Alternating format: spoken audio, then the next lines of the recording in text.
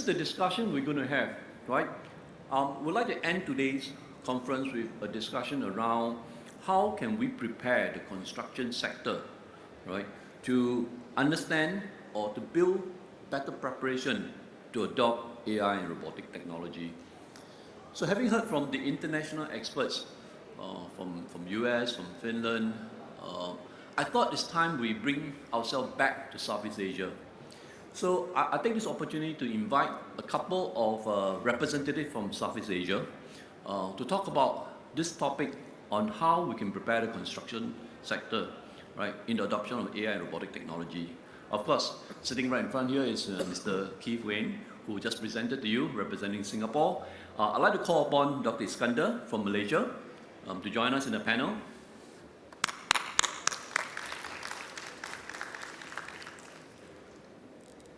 And I'm also happy to have a representative from the Philippines, Mr. Edwin Astogo, to join us. And finally, from Indonesia, Ms. Penny.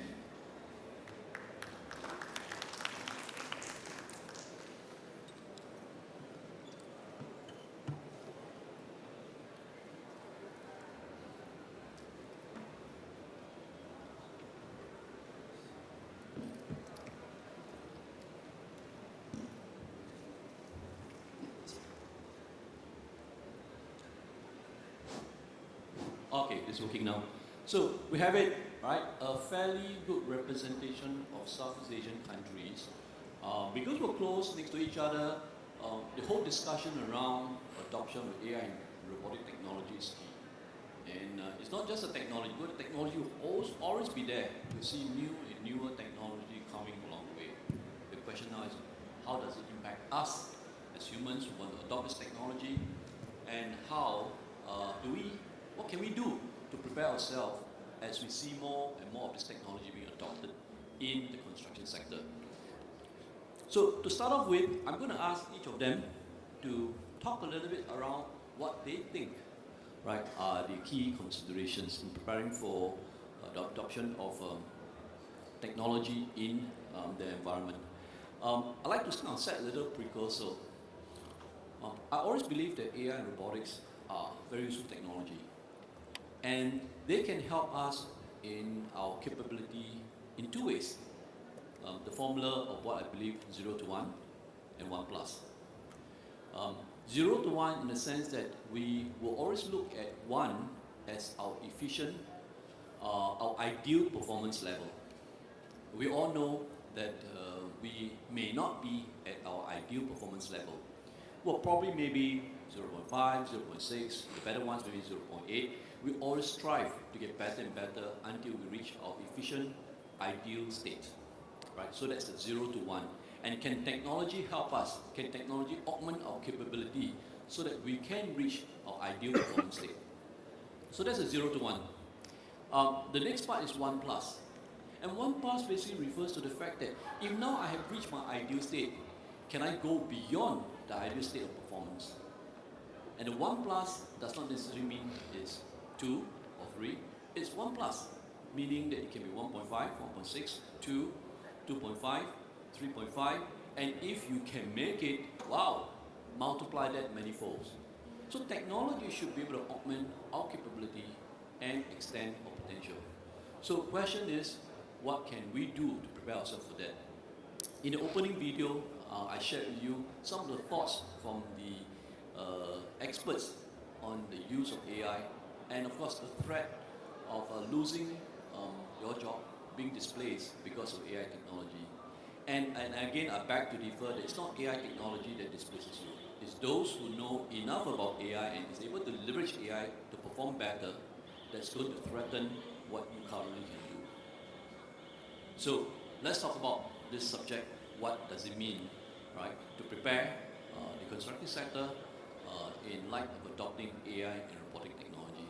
So I'm going to go around the line to ask each of the panelists to briefly give a few liner on what they think the construction sector should do to prepare for the adoption of AI and robotic technology. So starting from far end, I'm going to ask Kip to drop a few lines on what he thinks based on the technology that he is actually preparing the industry for. What can the workers in the construction sector do to prepare themselves? Keith, please. Thank you very much, Oliver. So I think on one hand, construction companies really could help by being open to adopt new technologies and also to look out for international technologies available. There are quite a lot of conferences like this one for them to look into new technologies. It is getting to be a more interconnected world. It is easier for ideas to flow through, and so that's potentially one way that they can prepare themselves better. And for the workers, it is also, same goes for the workers as well. A lot of videos are now up online on what are the new innovations coming into the construction industry. They are able to foresee and prepare themselves to be able to be exposed to this kind of new innovations. Of course, joining such events would be very helpful as well to know what are the future of robotics in construction. A very good point there, right? Getting connected, knowing what's happening. The world is flat. Thomas Friedman wrote the book, The World is Flat. And one of his latest discussions is that we all got to get connected. You can't live in the small space of your own for too long. You need to know what's happening on the other side of the shore. Cross-border collaboration becomes a very hot topic. So getting connected, knowing what's happening, and Keith also mentioned two particular audience, the management as well as the workers. Very good point. So Dr. Iskandar, I'm going to move to you now. What are your thoughts? Two, three-liner? Okay, my thoughts, Oliver. When you talk about, specifically robotics and AI or technology in general, I think the current workforce, I think, sometimes is driven by competition. Sometimes it's been driven by the needs to do things better. The lowering the cost. So I think the awareness of being prepared to learn and unlearn and relearn. I think usually we talk about this, to learn, unlearn and relearn. There must be a reason. Maybe the reason is because for better salary, for better quality of life in the workplace. Because now people are very concerned in terms of better quality of life in the workplace, safety, and there's all this consideration. Because in the current economy, people don't want to work too much. They just want to have more time to themselves, go to the park and enjoy life and all that. So the construction industry is very labor intensive. So if they keep doing that forever, they're not going to attract good quality talents and all that. So that's the challenge. So technology will have to play a role, because these are where no choice, but they have to open up and consider technology. That's a very good discussion there, right? Referring to two aspects of competency development, right? One is the external factor, very much in terms of competition, that's really require you to step up. And the second, of course, is the innate motivation, the internal motivation, because you want a better quality of life, to enjoy the sunshine. You have to step up to be able to understand how technology can be leveraged. That's a good point. I'm going to move to Philippines now, right? Because here from Singapore, Malaysia, we have always been neighbors and good friends, crossing the causeway, and we do a lot of things together. So moving a bit further away, looking at Philippines. So Edwin, what do you think? What do you think are the considerations in preparing the construction sector to adopt AI and robotic technology? Thank you, Oliver. Good morning, everyone.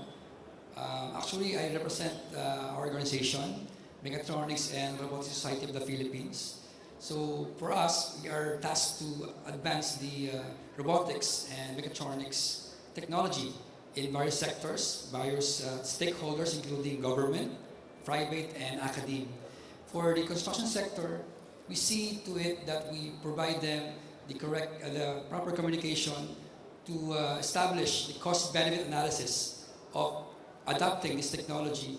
That in the long run, their initial investment will be provided with more revenues on their part, at the same time to uplift the welfare of the employees to make sure also that the safety is always being prioritized with respect to this different construction events that they're going through. Thank you. I think that's definitely a good perspective. Let me move on to Indonesia, right? Ms. Penny, what do you think? Let us hear your views. Okay, thank you, Oliver. Firstly, I'd like to thank you for the join with you, and I think nobody stops the technology advancement, and my experience in Europe, there are also many sectors and many services serviced by robots, but robot, I think, will change the culture for the community and so on. But this in Indonesia, I think, that cannot change the culture suddenly. But we understand that robots can help the many tasks and improve the quality, services, and so on. But we have a big problem in Indonesia because we have many peoples with low skills, and we need help from others to upskilling or change this life, especially not for just building, but also for agriculture and so on, for health and so on. I think robots can help us to service better than before. Sure. I think that's a very important message that we are hearing from Ms. Penny, right? The whole aspects of culture. Right? Sometimes we assume that technology applies to all countries, all cultures, all environment. Clearly, we need to understand the current state of what it is. Culture can be a particular issue or challenge that we will deal with. The current infrastructure within the country or environment that we're trying to upgrade is also another consideration. The motivation of the workforce who wants to adopt the change is a third consideration. And I think, as Keith mentioned, right, the part about not just the workforce upgrading themselves, but really management support. It's easy for the top executive to say, go and automate, let's bring in the robots. But that statement involves probably a huge transformation exercise, a huge change management that needs to be put in place. I think that will be some of the challenges that will be faced, right? I'm going to turn to each of the panel members now and ask them a very specific question, right? What would be the first step you would advise to companies to prepare for this change? What would be the one thing you suggest they do, right? In saying, okay, if now I accept the position that we need to adopt AI and robotics technology, what would be the one thing that you want to do first? So Keith, I'm going to ask you this question, right? What would be one advice you give the audience, the companies, that they should do when considering the adoption of AI and robotic technology? So I think circling back to the point previously, the one thing I would say is to just look out for international technologies, because this could come from everywhere in the world. Just Google is your best friend. If you do Google search, even better, if you search in Chinese as well, you could find things that might interest you. Very good. Iskandar? Yeah, I probably want to start with, changing the minds of the C levels, the CEOs, and also the stakeholder or the shareholders. Yeah, because I believe adoption of technology is a very much top-down process.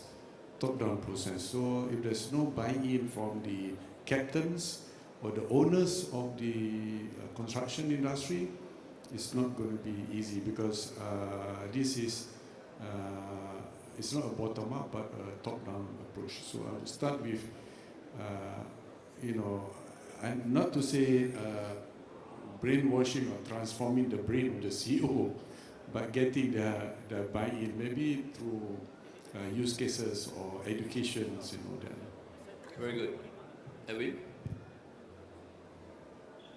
On my thoughts, actually, any business concern is about the revenue, and we have to communicate effectively with them the benefits, the cost-benefit analysis of these technologies that they're having, so that in the long run they will not be that close, or they will not reject or resist this technology. And at the same time, I think we have to consider the different sectors, including the employees, that they should be assured that their jobs will be secured, need to be upskilled, but they will not be replaced by these robots and these technologies, but rather they will be given more opportunities to work with these technologies. Thank you. Ms. Penny? Okay, thank you. I agree with Mr. Iskandar. I think the first, what we do firstly when adopt the robotic technology, I think we have to have a top-down policy. I think it's an important thing for us because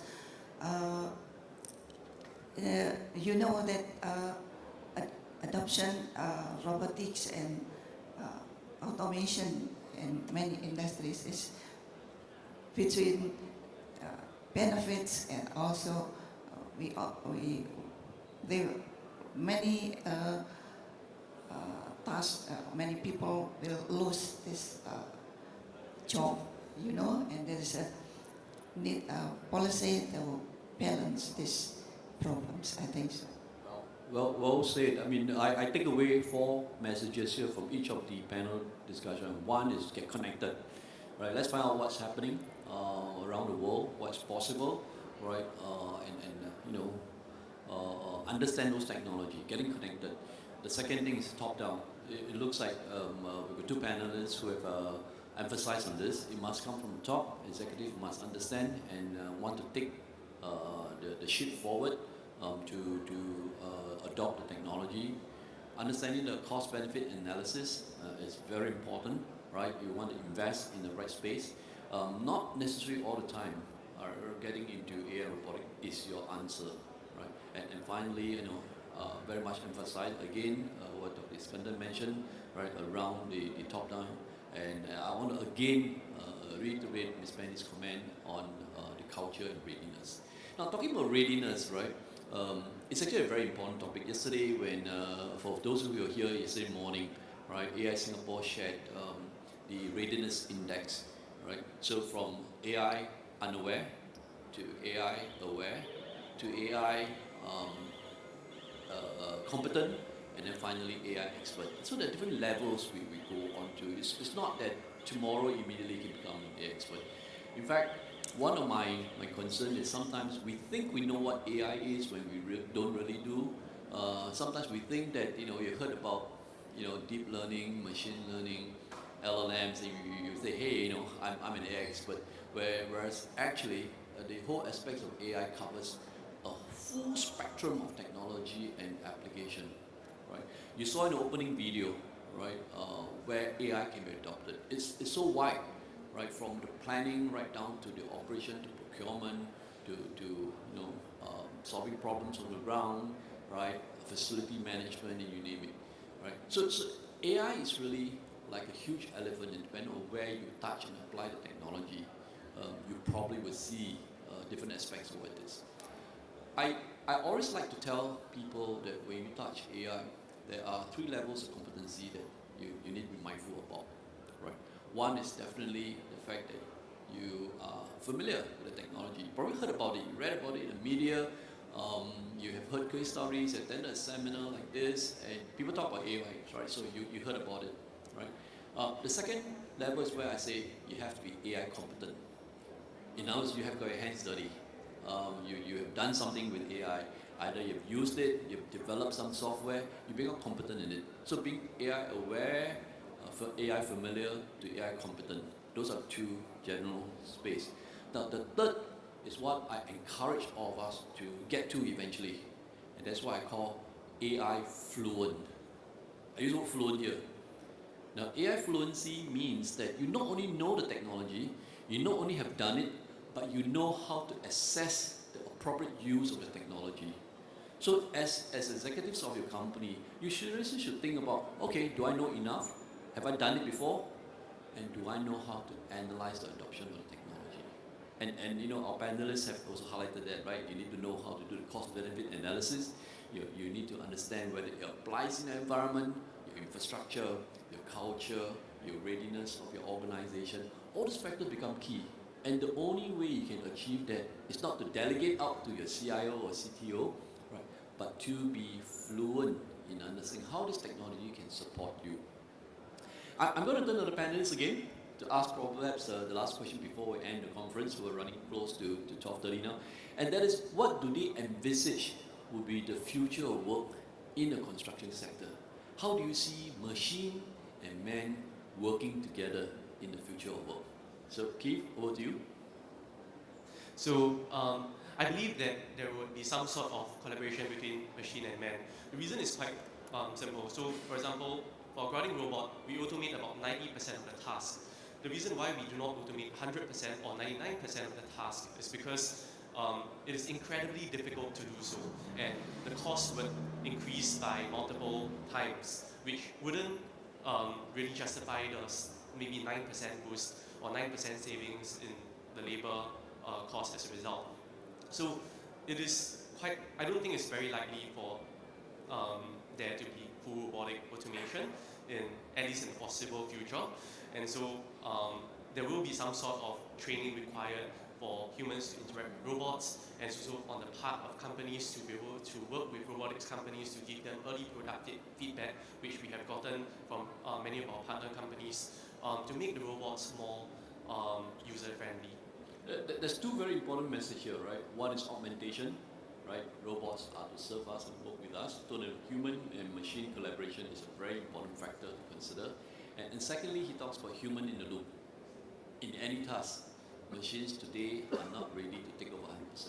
We still have to do the final supervision, the final QA, right? And you know, it's not cost effective to automate 100% with AI and robotic. So human-machine collaboration and human in the loop, which is very key, because that brings me to, you know, a kind of folding conclusion. I would say we need eventually to be in control of the situation and not let the technology control us. Iskandar, what do you think? Future work?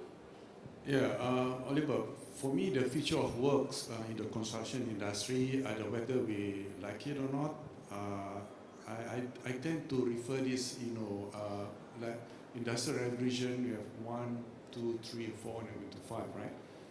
Now, maybe the construction industry started with very much labor, you know, shovel, hammer, and all that. Yeah? Very much labor. If you are strong, you can be a good construction worker or, you know, a designer. And then then people invented tools, electronic tools, power tools. So it requires a different skills, people who knows how to handle these tools. Okay. And then in the construction industry is now seeing machineries, how to drive a tractor, how to drive, you know, many things. Like today you see in this exhibition, many tools, machineries. So it requires a different set of construction skilled worker to do this job. And today in this conference in the AIBotics, we talk about now AI and robotics in construction. That some people might think that is kind of the future, yeah. But it's important for us to understand the future as well, because just like the handphone, there's no choice that it's going to stay with us. Just like the cloud, as I shared in my talk, there's no choice it's going to be with us. Deep tech, there's no choice it's going to come. So whether we like it or not, somewhere, somehow in the world, people in the construction industry, those are very competitive. They're going to absorb this technology and they're going to be the number one and the first runner in doing it. So I mentioned that the workforce, I mean the construction workers, they started with hammer, shovel and all that, and then they have power tools, then they have machineries. Now we're talking about AI, robotics, cloud, and I'm imagining, the future tech is going to come. With future tech comes future workers. So again, I think that is coming. Again, it goes back to of course, the economy of every country. So so whether that's gonna come. So I hear a very important message here from Dr. Iskandar, right? And that is we need to be ready for the change. If you look at the industry revolution from 1.0 to 2 to 3 to 4, and of course recently in the last 24 months we are starting to talk Industry 5.0. For those of you who have not heard about Industry 5.0, go and read it up. A lot of material on the net. Yeah, Industry 5.0 is here. And one major observation I have is between each of that revolution, the time frame has been shortened and shortened. It's going to get faster and faster in terms of the next revolution, right? It took probably a few decades from 1 to 2, right? And 2 to 3, another few decades, but less. But between Industry 4.0 and 5, you're looking at a few years, right? A few years, and that has become. So we need to be ready for that change, right? It's going to happen, it's going to come, and we need to be ready for the change.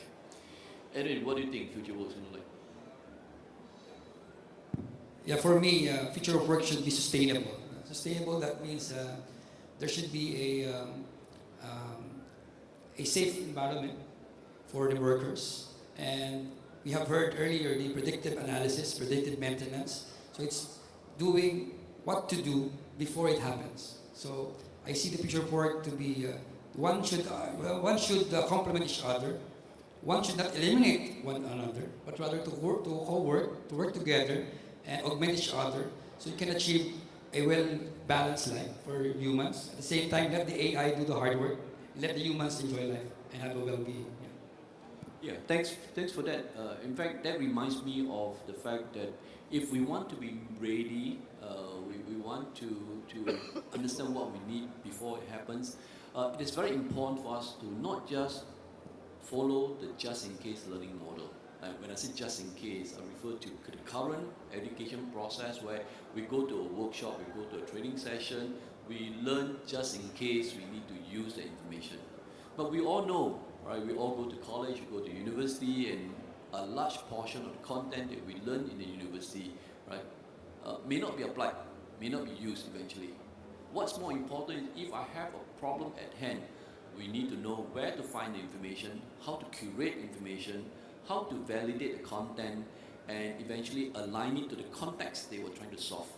Just-in-time learning. And today's technology allows us to do that, right? Whether it's ChatGPT, LLMs, or Gen AI, right?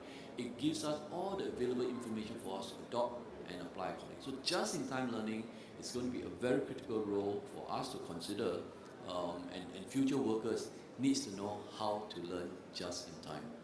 Let me come to Ms. Penny now. What do you think would be the future of work like for the construction sector? Okay. In my side,